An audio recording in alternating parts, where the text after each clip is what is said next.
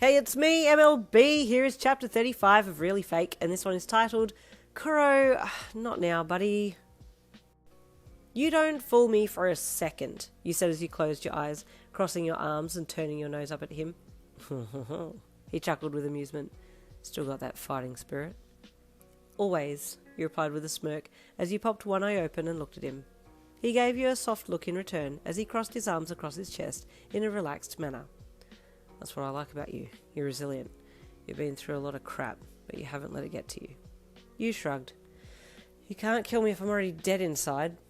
Well, that's one way to put it, he mused, uncrossing his arms and taking your hand in his. Come on, let's go see your pa.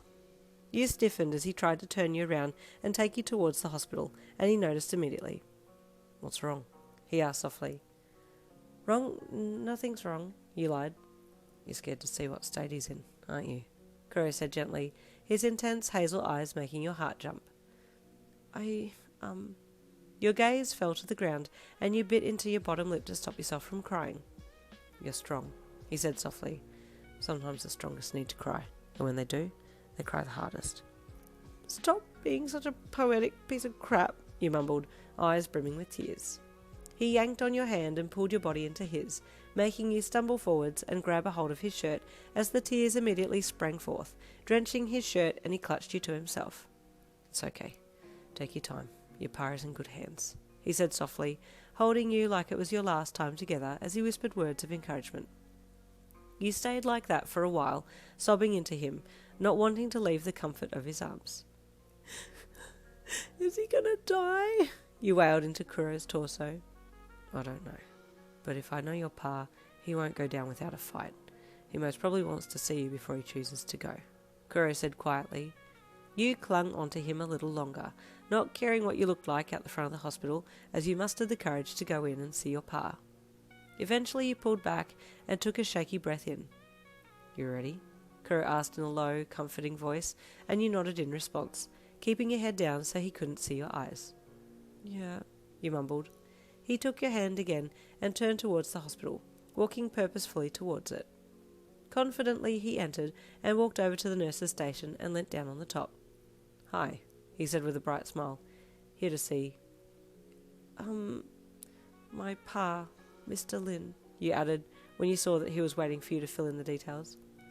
One moment, please, the receptionist replied as she typed his name into the computer, tilting her head back a little and looking through the bottom of her glasses once the list of the names had popped up. He's here, she said after a pause, but he's in ICU. Can I see him? You asked in an unsteady voice that threatened to crack under the weight of the emotional tension still present internally. I'm sorry, but he won't be taking any visitors at the present time, she said in a very strict tone. Please, you said, your voice finally breaking. Kuroo placed his hand on your arm to steady you and looked directly at the receptionist with his intimidating eyes. Yin is his only surviving relative, he said in a stern voice, matching the receptionist's. If he passes away, and you've refused her to see him, that's on you. The receptionist wavered slightly, then reached for the phone nearby and rang someone, briefly explaining the situation. There was a pause, and then she nodded, looking up at you and Kuroo. You can go up, it's level 6. Just let them know at the nurse's desk who you are and tell them who you're there to see, she said as she hung up on the phone. Thank you so much, you sobbed, immediately burying your face in your hands to hide your crying face. Kuroo bowed a little at the receptionist and thanked her before turning you towards the elevator and walking you there. Man, how embarrassing, you mumbled as you wiped your eyes on your sleeve and sniffed heavily. You're cute when you're vulnerable, Kuroo commented, leaning up against the inside of the elevator after hitting the level number and waiting for the doors to close. He pulled you into him and tilted your face up so he could look down at you, smiling softly down at you again and making you freeze with nervousness. Can you stop doing that? You mumbled with embarrassment as you looked away. Stop doing what? He asked innocently. Stop making me weak with the way you're looking at me, you admitted with a pout, still refusing to look at him. Do I make you weak, do I? He asked provocatively, forcing you to look at him again, his hazel eyes peering into yours intently as he leaned down to you.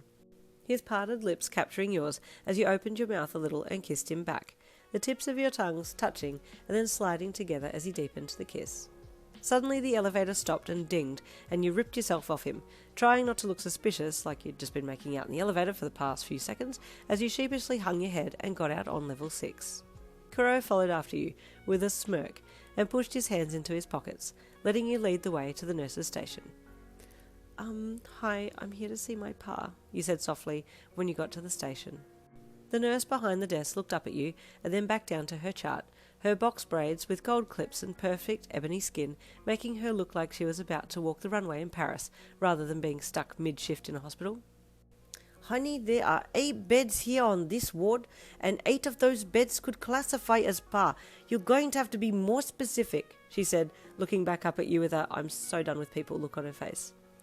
Oh, I'm sorry. And then you mentioned your grandfather's first name, Lin, you said sheepishly. She looked back down again at the chart and then stood up. Come with me, she said as she strode out from behind the desk and walked confidently down the hall, holding herself with pride as she walked. There is a damn queen working this ward. Stay tuned for chapter 36 coming tomorrow. See you then.